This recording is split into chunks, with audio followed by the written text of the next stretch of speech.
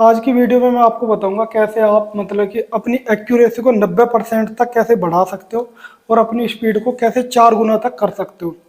और ये दोनों चीज़ आपकी एक साथ हो सकती है कि आपकी एक्यूरेसी 90% रहे और स्पीड 4 गुना होने के बाद भी आपकी जो एक्यूरेसी है वो 90% रहे। इसके लिए केवल आपको मैथ के दो फंडामेंटल जानने पड़ेंगे या उसकी प्रैक्टिस करनी पड़ेगी डे बाई डे। पहला है कैलकुलेशन।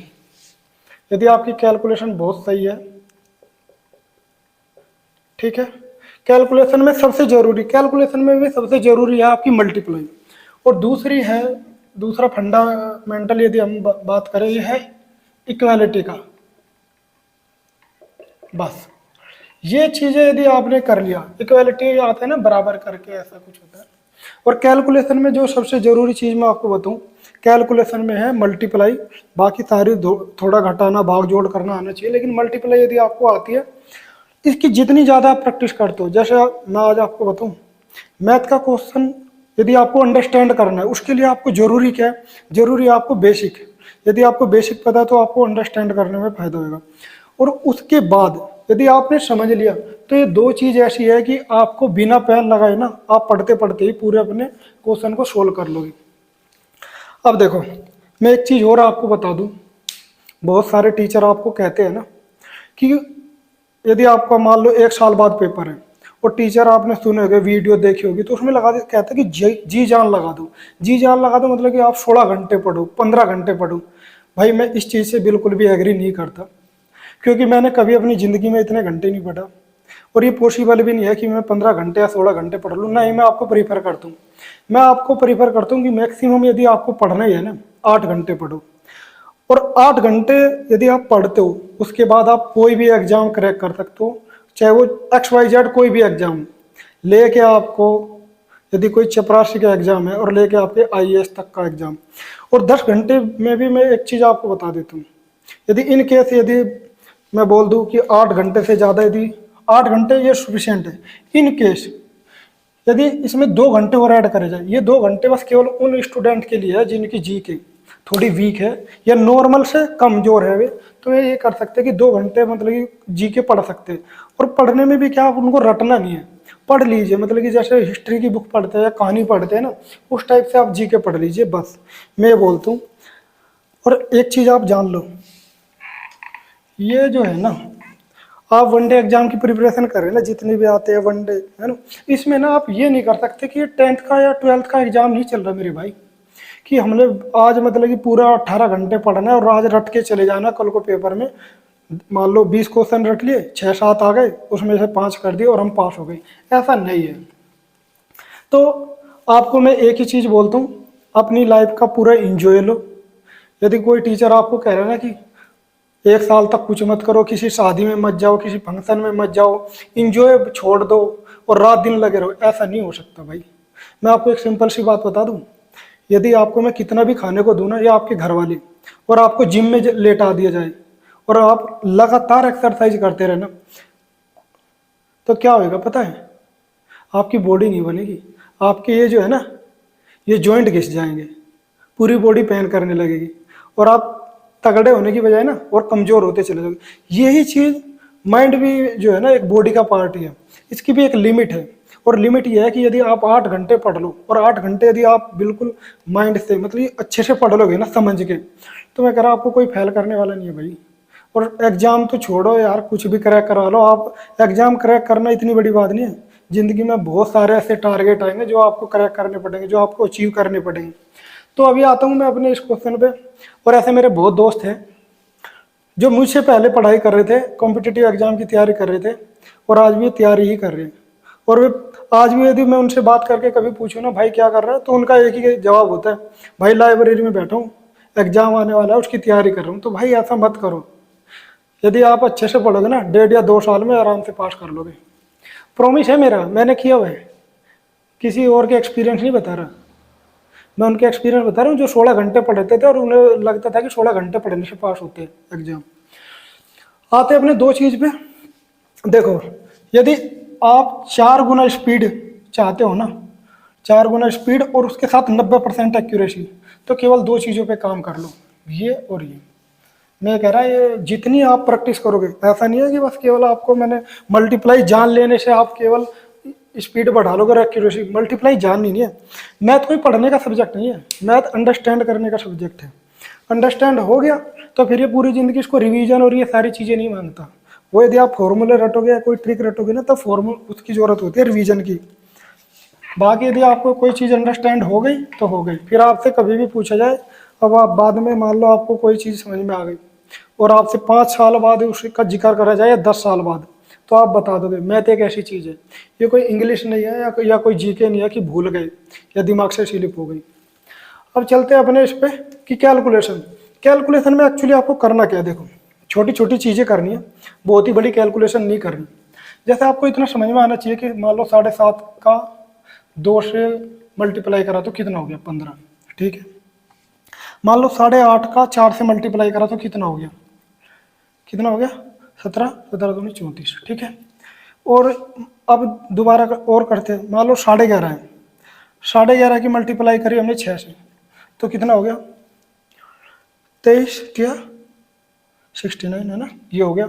और मान लो अभी हम लोग बोल देते हैं कि ये आ गया, इसकी गुणा करें तो 2.6। ऐसी ऐसी कैलकुलेशन करो, और ये कैलकुलेशन किससे मिलती जुलती करो। अभी जैसे आप पढ़ रहे होगे ना, जो स्टूडेंट लगातार तैयारी कर रहे हैं, ये इस टाइप की कैलकुलेशन है कि जैसे मान एग्जाम में जो आती है ना, ये साथ साथ में चलती है। अब आपने एक टाइप का क्वेश्चन देखा होगा,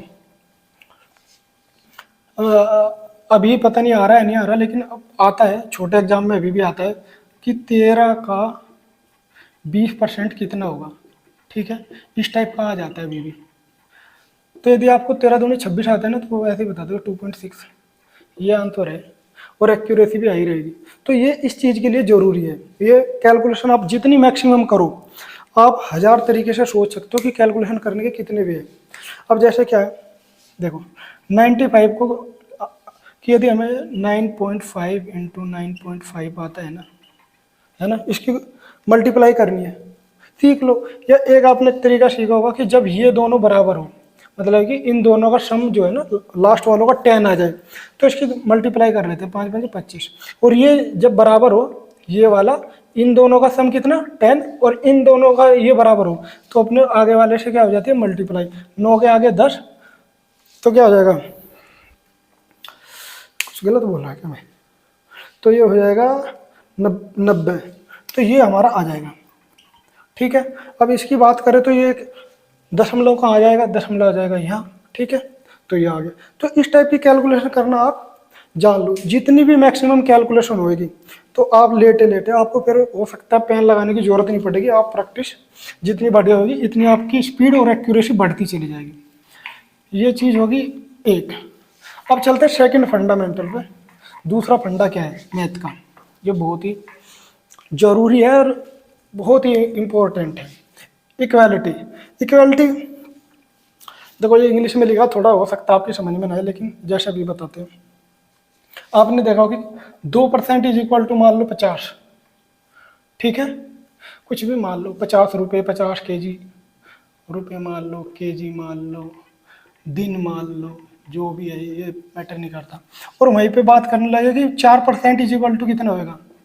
आसान दे रहा हूँ अभी जिससे कि, तो 4 इज इक्वल टू 100 हो जाएगा।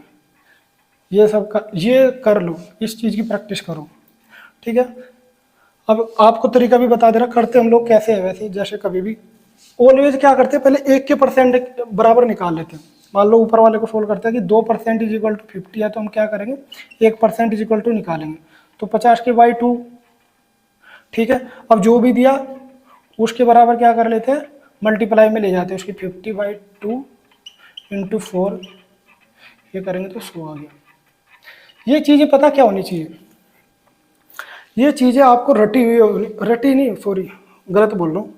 ये चीज़ें आपके दिमाग में ऐसे सेट होनी चाहिए कि यदि आप उसने कुछ भी बोल दिया ना, एग्जामिनर ने पेपर में कुछ भी दे दिया, तो आप पढ़ते पढ़ते आपको समझ में आ जाना चाहिए कि ये करना है या ये आ जाएगा, ठीक है।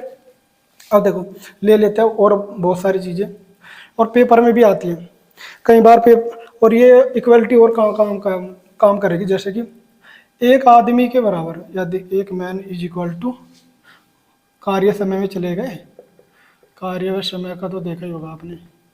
एक मैन इज इक्वल टू कितने, 2 चाइल्ड या 3 फीमेल, ठीक है, वुमेन बोल लो या जो भी है। तो ये कभी कभी जैसे बात हो जाए, अब इस पे बात आ जाती है कि 3 के बराबर कितने होंगे, तो यहाँ से हमें सीधा याद हो जाएगी कि मतलब कि ये 6 हो जाएगा या ये 9 हो जाएगा, ये चाइल्ड ये फीमेल, ठीक है। इस हिसाब से हमें करना है कि एक एक आदमी के बराबर यदि 2-3 औरत है काम करते टाइम, तब हमें यहाँ से उनकी कैपेसिटी के हिसाब से ये आ जाता है, ये सब ये आना चाहिए हमें, ये यहाँ पे हो गया।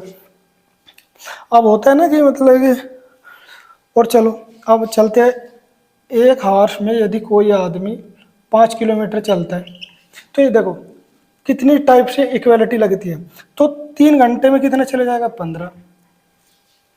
यहीं पे मानने की बात है, मैं कर दूँ आज इसको कि 11 हार्स में मान लो, या 11 के बराबर 5 किलोमीटर है, तो 33 के बराबर कितना होएगा, ये आ जाएगा, ठीक है।